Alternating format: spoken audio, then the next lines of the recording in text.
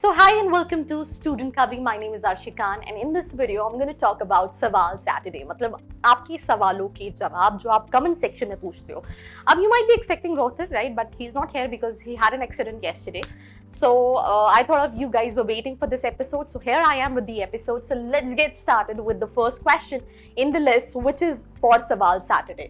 The first question is SGS ITS में Electrical Engineering या DAVV में ET, right?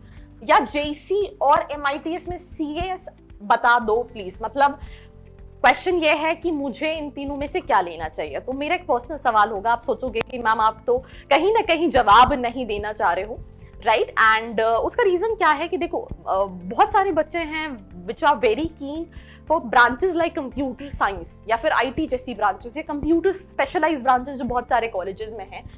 तो अगर आपका इंटरेस्ट है, आप पहले प्रैक्टिकली सोचो कि कंप्यूटर साइंस IT करने के बाद क्या करना पड़ता है.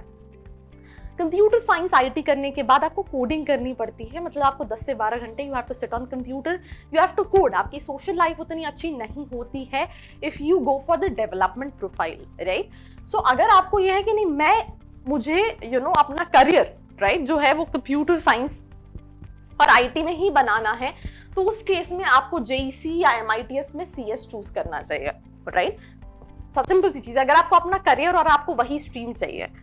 बट दूसरी चीज ये भी है कि कई सारी कंपनीज जो हैं वो जब हायर करती है, क्योंकि इंजीनियरिंग कोई से भी कॉलेज से करो, you go to NITs, you go to any colleges, बहुत ज्यादा डीप लेवल पे कोडिंग नहीं सिखाई जाती है. It's an overview. That is the reason जितनी भी कंपनीज हैं वो मैकेनिकल वाले को भी हायर करती हैं, सिविल वाले को भी हायर करती हैं, इलेक्ट्रिकल वाले को भी हायर करती हैं, राइट? तो मेरा जवाब ये है कि अगर आप श्योर नहीं हो कि मैं इसमें अच्छा हूं या नहीं अच्छा हूं या मुझे क्या करना है, तो उस केस में आप SGS ITS का इलेक्ट्रिकल चूज कर सकते हो. बिकॉज इलेक्ट्रिकल करने के बाद भी आप कंप्यूटर साइंस में जा सकते हो अगर आप कोडिंग सीखते हो तो, राइट?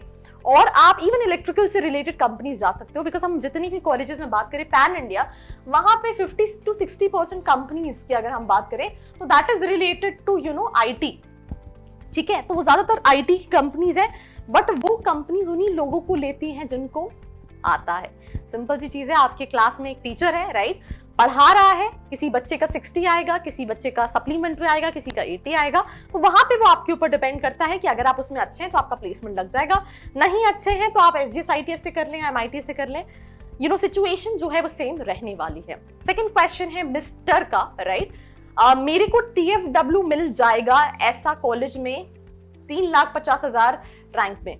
देखो आपको TFW इस रैंक पे मिल जाएगा, पर ये डिपेंड करेगा कि आप कौन से कॉलेज में TFW जा रहे हैं. अगर आप सोचो मुझे इस रैंक पे कोई गवर्नमेंट कॉलेज में CSIT में TFW मिल जाएगा, नहीं मिलेगा. अगर आप सोचो कि मुझे इस रैंक पे LNCT ओरिएंटल में TFW मिल जाएगा, CSIT में नहीं मिलेगा. अगर आप सोचो कि मुझे IPS एक्रोपोलिस में इस रैंक पे CSIT मिल जाएगा, TFW में नहीं मिल पाएगा.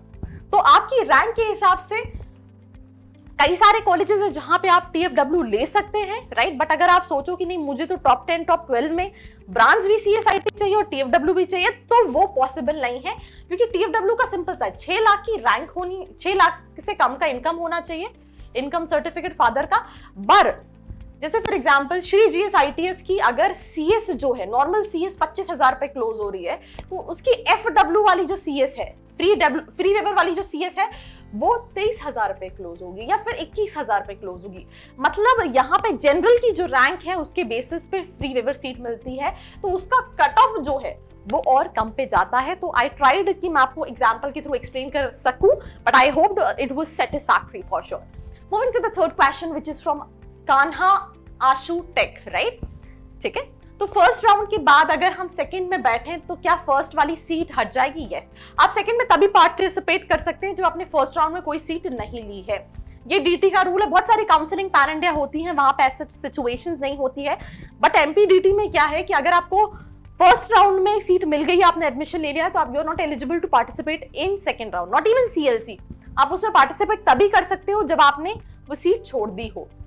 मतलब अगर सेकंड राउंड में कोई अच्छा कॉलेज नहीं मिला तो भाई अगर तुम्हें ये डर है तो उस केस में तुम्हें फर्स्ट राउंड की सीट ले लेनी चाहिए. फोर्थ क्वेश्चन है चंद्रभान यादव का. सर चॉइस फिलिंग में मैकेनिकल और सिविल और मैकेट्रॉनिक्स की ब्रांच ही नहीं आ रही है प्लीज. यार ये मैकेनिक, या पहले तो ये स्पेसिफाई करो आप कौन से कॉलेज की बात कर रहे हो, राइट? तभी मैं बता पाऊंगी कि कौन से कॉलेज में मैकेनिकल या सिविल और मैकेट्रॉनिक्स की ब्रांच नहीं आ रही है। तो आप चाहो तो आप कमेंट कर सकते हो, we'll reply you on the same. Moving to the fifth question, Vijay Balsora का क्वेश्चन है, यूईसी का ईसी बेस्ट है या एक्रोपोलिस का सीएस? राइट यार, एक्रोपोलिस में तुम्हारा कम से कम 6-7 लाख का इन्वेस्टमेंट है, यूईसी में तुम्हारा ज्यादा से ज्यादा अगर आप सारी चीजें मिला दो तो फीस 1 लाख के आसपास पड़ेगी, हॉस्टल भी मिला दो तो 3 से 4 लाख का इन्वेस्टमेंट है। ठीक है, कंपनीज अगर यहाँ पे फॉर एग्जांपल 10 आती हैं तो एक्रोपोलिस में 20 कंपनीज आती हैं, बट यहाँ पे 20 के हिसाब से क्राउड ज्यादा है, राइट? और यहाँ पे क्राउड कम है। अब कंसर्न ये है कि ब्रांच ये भी अच्छी है, इसके साथ भी आप सीएस जा सकते हो, ब्रांच ये भी अच्छी है, तो आपको ये डिसाइड करना है कि आपको सीएस में ही करियर बनाना है तो फिर आप एक्रोपोलिस देख सकते हो, राइट?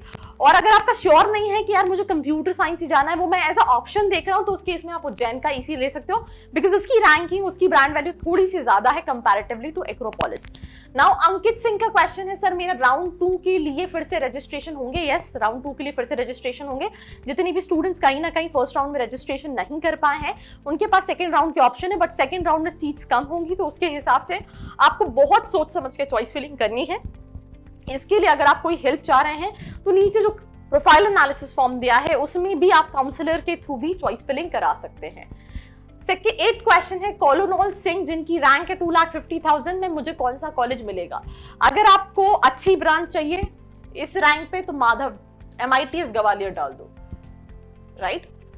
अगर आपको सिविल, मैकेनिकल ये सारी ब्रांचेस चल जाएंगी तो आप top 5 government, top 6 government colleges देख सकते हो। अगर आपको CSIT ही चाहिए तो फिर आप प्राइवेट में LNCT में CSEC या ओरिएंटल में CSIT, एक्रोपोलिस IPS में CSIT रखोगे तो ये देख सकते हो। तो गवर्नमेंट का मैंने बता दिया, अगर ब्रांच चल जाएगी और फीस का नहीं अफोर्ड कर सकते हो तो टॉप 6 रखोगे, उज्जैन, RGPV, और ब्रांचेस चल जाएगी तो आप वो कॉलेजेस देख सकते हो। तो ये आपका जवाब था।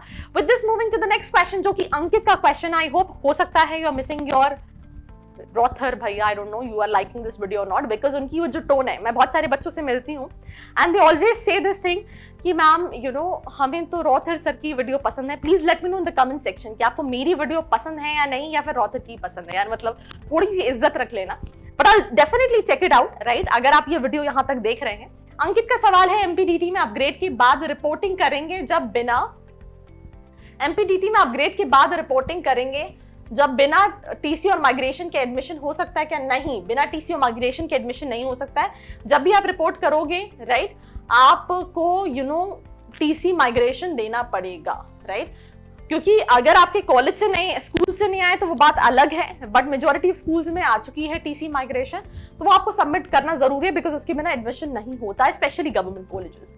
सचिन कुमार का क्वेश्चन है, आई एम MP डोमिसाइल पर एड्रेस मैंने MP के बाहर का डाला है, कोई क्योंकि आई लिव आउटसाइड स्टेट, तो मुझे क्या एड्रेस एडिट करना चाहिए? नहीं, कोई जरूरत नहीं है, बट आपके पास बशर्ते MP डोमिसाइल जो है वो आपने डाला हो। अगर आप MP के हैं तो उसका प्रूफ जो है वो डोमिसाइल है। डजंट मैटर कि आपने एड्रेस क्या लिखा है, आप करंट एड्रेस कहीं का भी लिख सकते हो, बट डोमिसाइल जो है वो MP का होना चाहिए। So I think that's all about all the possible questions which was related to DT counselling and I tried my level best कि मैं सारे सवालों के जवाब दे सकूं। So I hope you liked it, right?